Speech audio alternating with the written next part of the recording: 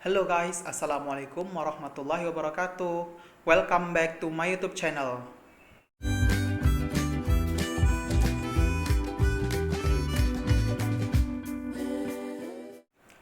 Kesempatan kali ini saya ingin share ke teman-teman semua pengalaman saya solo traveling ke Singapura selama 2 hari 1 malam hanya dengan budget Rp850.000. Mungkin bagi teman-teman berpikir nggak mungkin, mustahil lah dengan Rp850.000 itu bisa 2 hari 1 malam di Singapura. Sedangkan di Singapura kan apa-apa mahal tuh, baik dari hotel atau penginapan yang mahal, biaya makan mahal, dan transportasi juga mahal. Oke, langsung saja kita mulai dan saya akan menjelaskan secara terperinci pengeluaran saya ketika trip ke Singapura 2 hari 1 malam. Karena saya stay di Batam, jadi saya berangkat melalui Pelabuhan Internasional Batam Center. Nah, untuk ke Singapura sendiri, kalau dari Batam itu tidak ada pesawat langsung karena jaraknya terlalu dekat. Jadi di sini saya menggunakan ferry. Untuk tiket ferinya sendiri saya membeli seharga Rp270.000. Itu sudah termasuk pulang pergi dan pajak pelabuhan. Jadi di Pelabuhan Batam Center sendiri itu memiliki 3 provider ferry, yaitu ada Batam Fast, Sindo, dan ada Majestic. Untuk masalah harga sendiri, setiap provider ferry itu tidak memiliki selisih jauh. Jadi terserah teman-teman semua mau memilih antara 3 provider ferry ini sendiri. Dan keberangkatannya sendiri untuk trip Batam ke Singapura itu rata-rata setiap 15 menit sekali itu ada keberangkatan. Saran saya untuk teman-teman yang ingin ke Singapura berangkat dari Batam untuk membeli tiket ferry di luar dari pelabuhan. Jangan ketika kita ingin check-in ataupun di counter check-in kita membeli tiket ferry. Kenapa? Karena harganya lebih mahal. Jadi saya sarankan untuk membeli tiketnya sendiri itu di luar pelabuhan seperti travel agent yang menjual tiket ke Singapura. Saya sendiri berangkat ke Singapura itu menggunakan ferry pertama atau fast ferry pukul 6 pagi. Jadi 30 menit sebelum keberangkatan kita harus sudah check-in dan memasukin imigrasi. Kenapa saya memilih untuk keberangkatan ferry yang pertama? Yang pertama karena apabila saya berangkat yang pertama, nanti di Singapura saya memiliki waktu lebih panjang untuk explore Singapura. Dan yang kedua, untuk menghindari antrian imigrasi yang terlalu panjang di Pelabuhan Harbourfront. Ketika ferry sudah mau hampir sampai di Pelabuhan Singapura, yaitu Pelabuhan Harbourfront, biasanya itu para penumpang itu udah mendekati pintu ferry. Kenapa? Ketika ferry sudah bersandar dan pintu dibuka, itu para penumpang ferry mereka lari berebut untuk mendapatkan antrian di imigrasi yang pertama. Karena kenapa? Ketika weekend antrian imigrasi Singapura itu bisa sangat gila, 1 hingga 2 jam di antrian.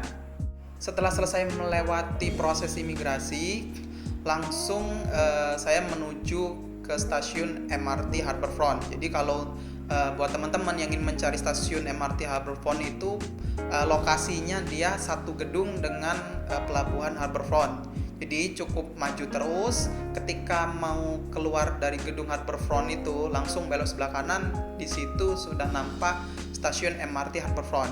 Nah, ketika sudah sampai di stasiun MRT Harbourfront, saya langsung ke counter untuk membeli tiket MRT. Nah, tiket MRT ini dia terdiri atas 3. Yang pertama ada yang single journey atau tiket sekali jalan. Yang kedua ini ada yang namanya one day pass ataupun satu tiket ini dibeli untuk digunakan 1 hari penuh, dan yang terakhir yaitu S-Link card. Nah, di sini saya memilih S-Link card. Kenapa? Karena yang pertama S-Link card itu lebih simple, tinggal di tap. Yang kedua, S-Link card ini berlakunya 5 tahun. Jadi kalau kita sering ataupun ingin kembali lagi ke Singapura, kita bisa menggunakan lagi S-Link card tersebut.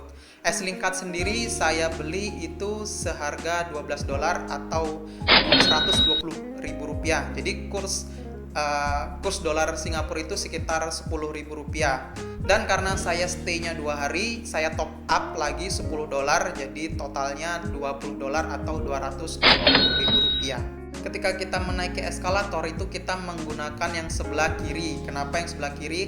Karena yang jalur eskalator yang sebelah kanan ini dikhususkan untuk yang ingin jalan cepat ataupun yang buru-buru. Jadi kalau kita tidak buru-buru menggunakan jalur sebelah kanan, nanti bisa-bisa ditepuk pundaknya dari orang yang di belakang kita yang buru-buru. Dari stasiun MRT Harbourfront, saya langsung menuju ke stasiun MRT Bugis. Saya stay di Sleepy Kiwi Boutique Hostel di area Bugis. Nah, kenapa saya pilih hostel ini? Karena budgetnya sendiri itu lebih murah daripada hostel-hostel yang lainnya. Per malam hanya Rp200.000 untuk tipe dormitory ataupun share room, dan ini sudah termasuk sarapan. Di Singapura sendiri itu untuk harga hotel itu lumayan mahal, hostel juga itu rata-rata di angka 300 ribuan. Nah, di sini saya mendapatkan rate yang lebih murah, jadi saya memilih di sini. Dan keuntungannya lagi, saya stay di hostel ini itu dekat dengan Masjid Sultan, jadi mungkin jalan kaki sekitar 2-3 menit itu sudah sampai di Masjid Sultan. Dan juga lokasinya juga berdekatan dengan stasiun MRT Bugis, sekitar 10 menit jalan kaki. Masih tambahan, di Singapura rata-rata toilet umumnya itu toilet kering, baik seperti di mall dan stasiun MRT itu tidak ada tuas untuk semprotan air. Jadi kalau saya selama di Singapura itu rata-rata untuk buang air itu di hostel ataupun mencari masjid. Kenapa? Kalau masjid biasanya ada tuas airnya. Kalaupun terpaksa saya harus buang air di tempat umum seperti stasiun MRT, saya biasanya membawa botol kosong yang diisi air. Karena tahu sendiri kalau untuk orang Indonesia itu rata-rata susah untuk menggunakan toilet kering ataupun bersih-bersih dengan tisu. Untuk makan sendiri di sini saya makan di Kiji Restoran. Kiji Restoran ini letaknya di seberang stasiun MRT Bugis dan satu deretan dengan KFC. Dan untuk harga sendiri itu lumayan irit ataupun lumayan murah untuk ukuran makan di Singapura, yaitu sekitar rate-nya $4-6 atau 40.000 sampai 60.000 rupiah. Saya makan siang dan malam di sini itu sekali makan $5, jadi 2 kali makan itu menghabiskan $10 atau 100.000 rupiah. Restoran di Singapura itu rata-rata tidak menyediakan tisu. Jadi kalau mau makan di restoran Singapura itu disarankan untuk membawa tisu sendiri. Ataupun biasanya di dekat kasir itu ada yang jualan tisu seharga 30 sen atau sekitar 3.000 rupiah. Di hari pertama, tempat-tempat wisata yang saya kunjungin yaitu yang pertama itu Merlion Park. Jadi Merlion Park ini ikon Singapura. Kalau kita jalan-jalan ke Singapura, kalau tidak mengunjungi ini rasanya kurang afdol. Kemudian yang kedua yaitu Garden by the Bay. Garden by the Bay itu berdekatan dengan Merlion Park. Kita bisa jalan kaki lewat Marina Bay ataupun kita juga bisa naik MRT turun di Harbourfront. Kemudian setelah Garden by the Bay, destinasi yang saya kunjungi yaitu Chinatown. Chinatown ini pusatnya oleh-oleh di Singapura.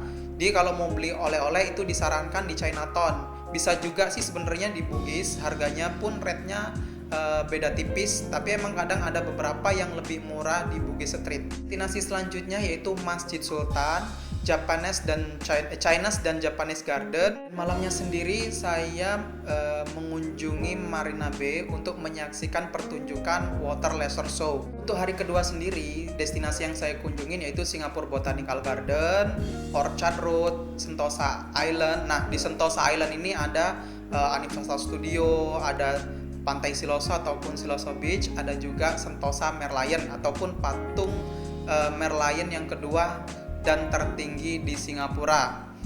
Untuk ke Pulau Sentosa ataupun Sentosa Island sendiri itu bisa diakses dengan menggunakan bus seharga $2. Jadi busnya ini biasanya halte stopnya itu di dekat dengan pelabuhan Harbourfront. Dan untuk alternatif yang kedua itu bisa menggunakan Sentosa Express. Nah, saya menggunakan alternatif yang kedua yaitu Sentosa Express. Sentosa Express itu untuk satu kali jalan harganya $4 atau sekitar 40.000 rupiah dan bisa dibayar menggunakan S-Link card. Kalau kita sudah sampai di Pulau Sentosa, nah untuk trip selanjutnya menggunakan Sentosa Express itu gratis. Jadi untuk balik lagi nanti ke Vivo City itu free ataupun gratis. Sudah puas di Sentosa Island, saya kembali lagi ke Vivo City dan ke Harbourfront untuk siap-siap pulang ke Batam. Di pulang ke Batam itu last ferry-nya itu pukul 9.50. Setelah check-in last ferry, nah sebelum counter imigrasi itu ada restoran. Saya makan malam terlebih dahulu di sana. Banyak pilihan menu di sana, tapi saya memilih chicken curry seharga $6 atau sekitar Rp60.000. Jadi selama jalan-jalan di Singapura, total pengeluaran yaitu yang pertama untuk ferry sendiri Rp270.000, kemudian untuk S-Link card plus top up itu $22 atau sekitar Rp220.000, kemudian hostel sekitar 200 ribuan, dan yang ketiga ini makan siang dan malam itu di restoran Kiji, 2 kali makan $5 jadi $10, Rp100.000. Kalau untuk sarapan paginya itu sudah ditanggung di hostel. Kemudian yang terakhir itu makan di Harbourfront seharga $6 atau Rp60.000. Jadi totalnya hanya Rp850.000 saya trip ke Singapura selama 2 hari 1 malam. Cukup murah kan? Bukan cukup murah lagi sebenarnya, ya murah banget kalau untuk ukuran ke Singapura dengan budget segitu. Ini dari Batam ya, kalau untuk di luar Batam itu bisa menyesuaikan dengan tiket pesawat. Tapi nggak usah khawatir karena biasanya seperti dari Jakarta itu tiket pesawat sering mengadakan promo seperti AirAsia ataupun Lion Air, biasanya di harga Rp500-600.000 itu untuk pulang pergi, itu yang promo. Kalau normal biasanya ya sekitar Rp1 juta. Sebenarnya liburan ke luar negeri itu murah asal kita tahu selanya. Buat teman-teman yang memiliki pengalaman sama untuk trip Singapura ataupun ada info yang ingin ditambahkan bisa komen di bawah. Oh ya, untuk next videonya ingin membahas tentang pengalaman traveling kemana lagi ya, bisa komen juga di bawah.